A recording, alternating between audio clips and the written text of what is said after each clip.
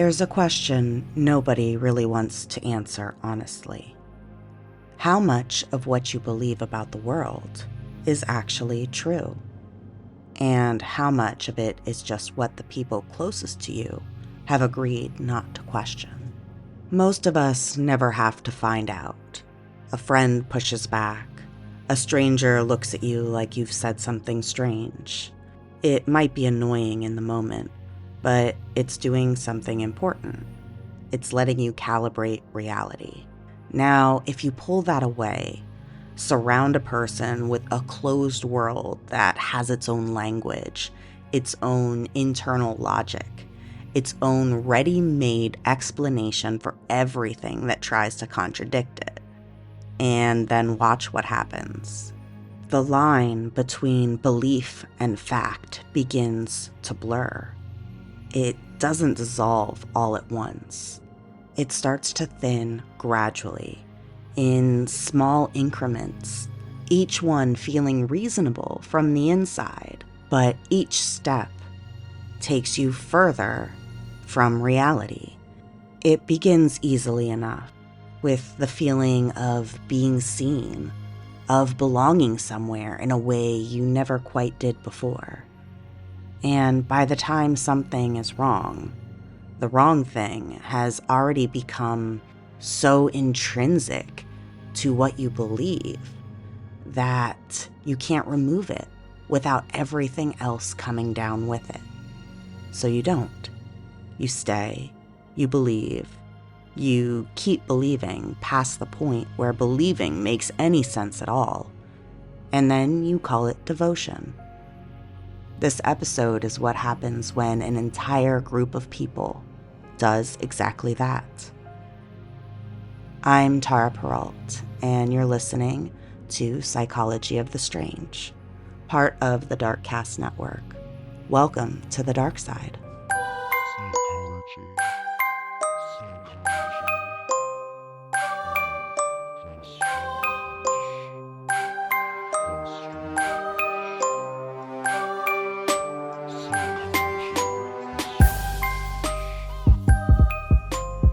Amy Carlson was born in McPherson, Kansas in 1975. She grew up in split households after her parents divorced when she was 7. She learned early that the ground can shift, that the people who are supposed to be your constants are not reliable anymore, that stability is something you have to seek and construct rather than something you can assume. By her own family's account, Amy was bright, she was ambitious. She was the kind of girl who wanted more than the town she was born in could offer, and she was willing to work for it. She went looking for that more through work and relationships, through ordinary things of trying to build a life. She had 3 marriages, 3 children, and eventually a management position at a McDonald's in Dallas.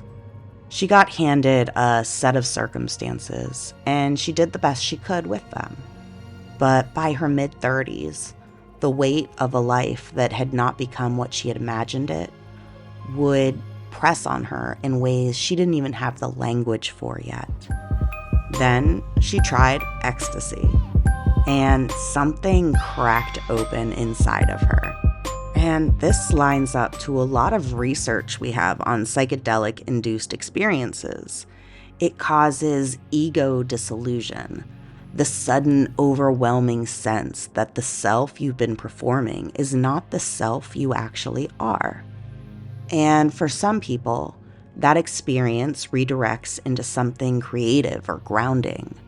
For Amy Carlson, she was already standing at a crossroads and already carrying a particular kind of hunger, so it redirected into something else entirely.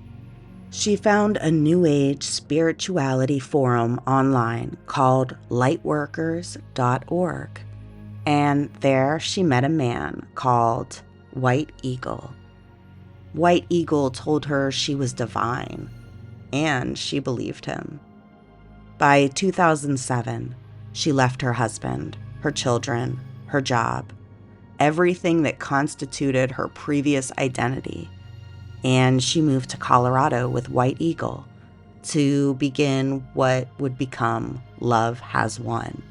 They posted their first YouTube videos in 2009 under the name the Galactic Federation of Life, and slowly, then faster, people came. The theology of Love Has Won was, by any external measure, totally chaotic. Amy claimed she was the 534th incarnation of a being called Mother God. 19 billion years old, she was the creator of the universe, destined to lead exactly 144,000 souls out of the mundane three-dimensional world and into a fifth-dimensional plane of higher existence. In previous lives, she had been Cleopatra, Joan of Arc, Jesus Christ, Marilyn Monroe. She said Donald Trump was her father in a past life.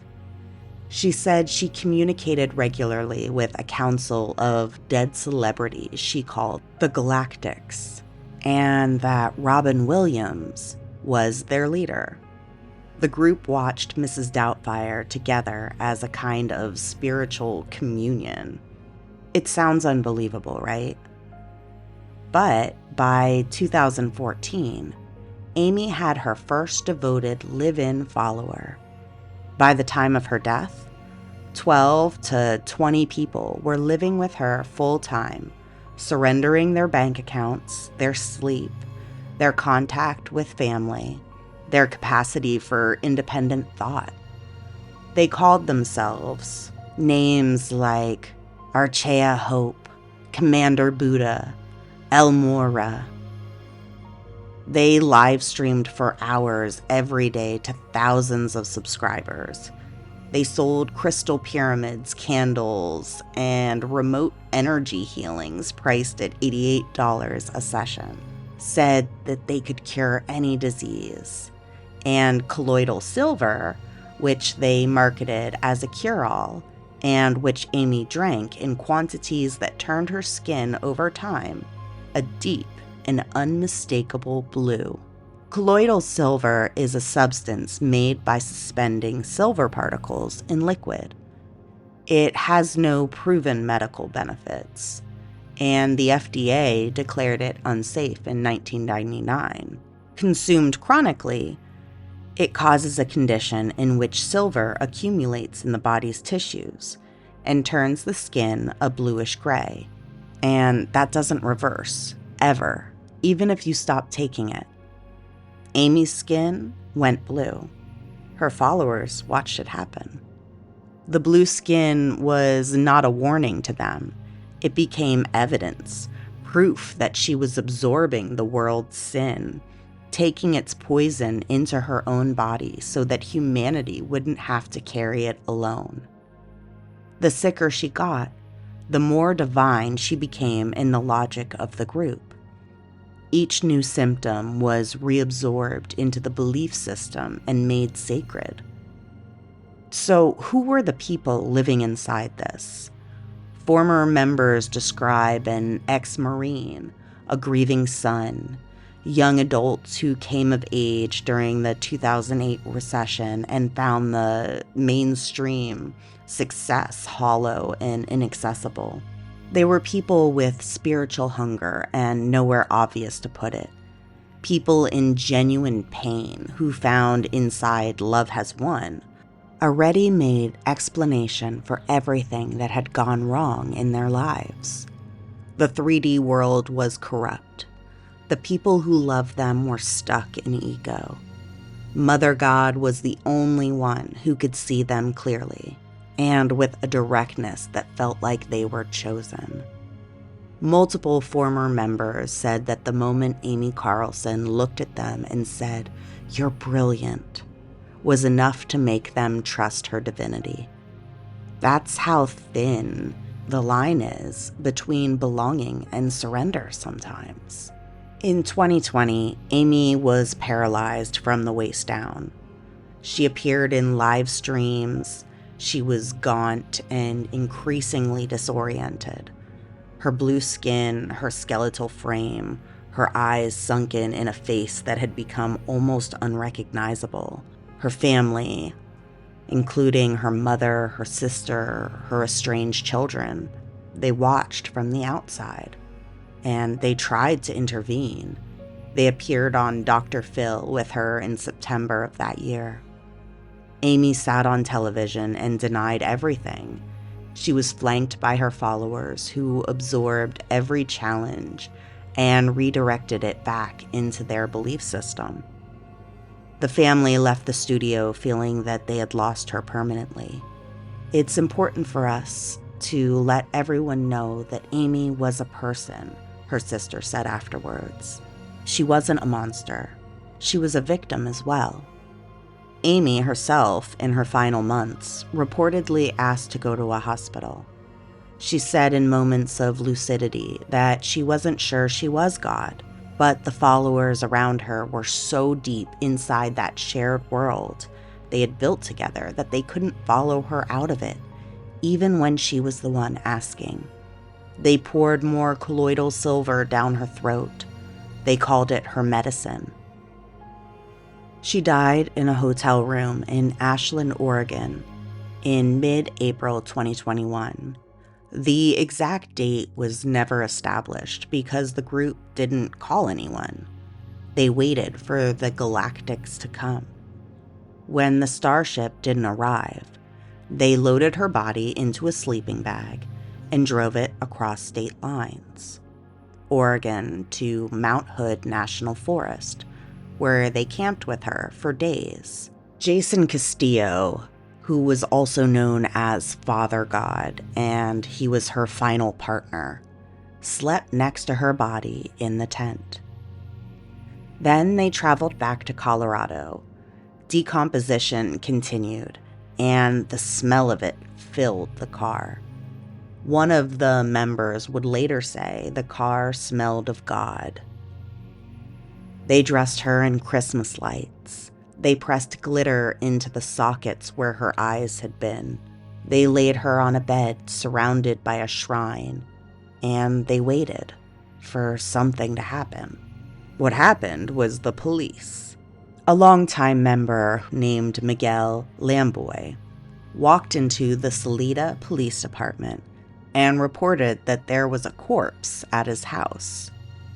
When deputies arrived on April 29th, a follower met them at the door and said simply, "Mother is in rest." Inside, in the back bedroom, they found Amy Carlson, mummified, blue, decorated with lights, her eyes missing from her body, and the state of decomposition suggesting she had been dead for weeks. 7 members were charged with abuse of a corpse and child abuse because 2 children had been in the house. All charges were eventually dropped. The group fractured after her death, but it didn't dissolve.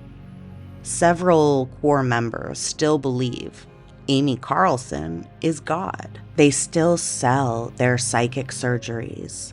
They advertise them as being performed by Mother from the 5th dimension.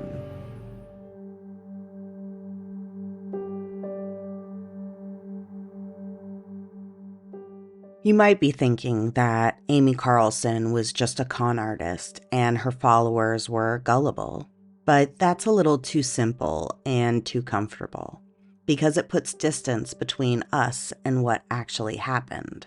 It lets us say, "I would never," and then walk away without examining the conditions under which a person's reality becomes negotiable. It's an extreme expression of mechanisms that exist in all of us.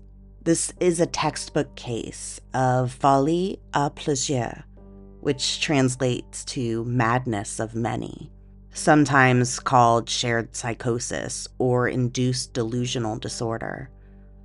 The concept was originally formalized in the 19th century to describe situations in which delusional beliefs spread from one person to others through close, sustained contact. The traditional model was folie à deux, two people sharing a closed belief system, usually a dominant partner and a more passive one. But Love Has Won scaled that into something much larger, and the internet made it scale further still. And that's pretty important because the internet fundamentally changed what a cult can be. Traditional cults required physical isolation, the compound, a commune, a geographical location removed from the outside world. Love Has Won was nomadic. They moved constantly between Colorado, California, Oregon, Hawaii. And yet the isolation held because it wasn't primarily physical, it was epistemic. The live streams ran for hours every day, and this created a closed information environment that followers inside the house and the followers watching online were both submerged in it. The language was proprietary. The explanatory frameworks were total. Any challenge from outside was pre-labeled as darkness or ego or something like the 3D world trying to drag you back. You couldn't question the belief system from inside of it because the belief system had already accounted for your doubt and named it as a symptom of your own spiritual failure. We look around at the people closest to us to determine what's true, especially in ambiguous or high-stakes situations. Inside Love Has Won, there was no ambiguity tolerated. Every doubt you had was framed as ego, as your lower self resisting the higher truth. That's a closed epistemic loop, and psychologists call it an unfalsifiable belief system, where there is no piece of evidence that can disprove it, because any contradicting evidence is immediately reinterpreted as an attack, or maybe even as a test. You find this in conspiracy communities, in certain political movements, in relationships with high narcissistic dynamics. The mechanism is the same. Love Has Won simply ran it at a higher temperature. And what makes this case distinct is how completely the physical reality of Amy's dying body got metabolized into the belief system and made to serve it. The blue skin was sacred. The paralysis was sacred. Every visible sign of organ failure and malnutrition was reframed as divine suffering. Mother taking on the sins of the world, so the rest of us wouldn't have to carry them. The body became a theological text, and the worse it looked, the more powerful the theology became. Terror management theory helps explain some of this gravitational pull. The core idea is that awareness of our own mortality generates this profound, largely unconscious anxiety, an existential terror, and that much of human cultural behavior is an elaborate attempt to manage that terror, to make death mean something, to make it survivable. Love Has Won was an extremely potent death management system. Amy wasn't going to die. She was going to ascend. The suffering wasn't suffering. It was consecration. And if you stayed close enough to her, if you were one of the 144,000, maybe you were going to ascend too. But here's what I find most haunting about this particular story, and what I think doesn't get examined enough. The followers were not the only ones trapped inside the belief system. Amy was too. There's footage, documented, discussed in detail in an HBO documentary, of Amy asking to go to the hospital, admitting she might not be God, saying she wasn't sure anymore. Moments of something that looks unmistakably like clarity breaking through the years of that constructed identity. And when those moments came, the people around her didn't help her. They pulled her back. They couldn't afford for her to be a sick woman in her 40s who needed a doctor. They had organized their entire psychic existence around her divinity. They had surrendered jobs, families, relationships, financial security, all of it on the altar of the belief that she was God. If she wasn't, none of it meant anything. Their minds literally could not process that possibility, so they didn't. They gave her more colloidal silver. They told her the pain was evidence of her power. They made her symptoms into this elaborate mythology, and they kept making them into it until she was dead. And this is what Albert Bandura called moral disengagement. This is the process by which people suspend their own ethical and moral judgment, usually by reframing harmful actions as serving a higher purpose, or by so thoroughly dehumanizing, or in this case, superhumanizing their object of devotion, that ordinary moral calculations stop applying. Caring for Amy as a person became structurally impossible, because inside the belief system, Amy wasn't a person. She was a conduit, a vessel. You don't take God to the hospital. You give God her medicine.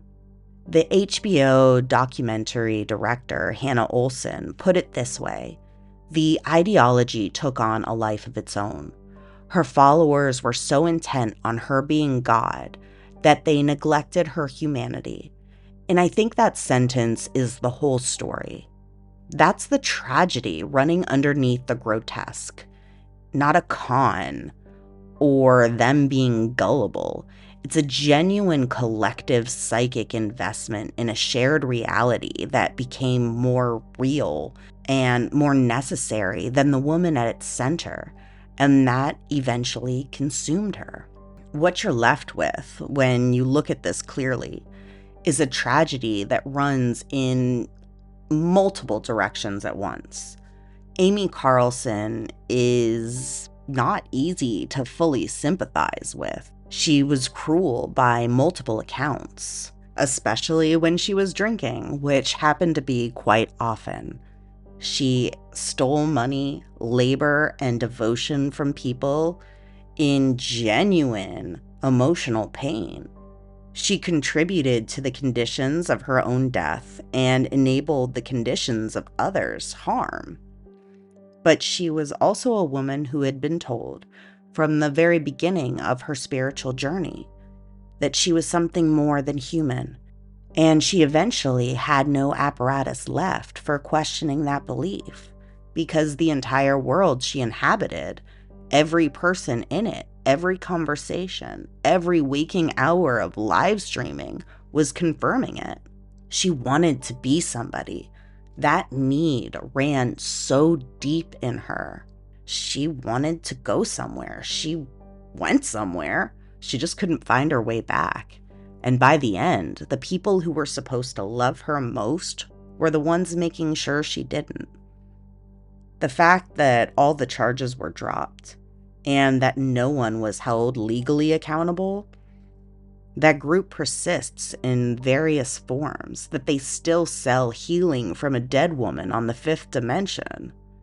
I'll leave that with you, because that's where this one lives, not in clean answers, in the questions of what we owe each other when someone's reality becomes dangerous, to themselves, to the people who love them, to the people who follow them, and in the harder questions underneath that one. How far is any of us, really, from needing something to believe in badly enough that we stop checking whether it's true? If you enjoyed this episode and want to hear more about the strange and the psychology behind it, Make sure you subscribe wherever you listen to your podcast. And come find me on social media for more between episodes at PsychStrangePod. Until next time, stay strange and stay curious.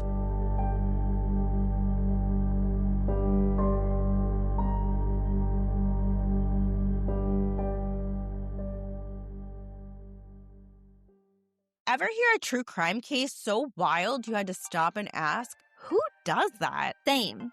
And that's exactly why we made our podcast, Stop.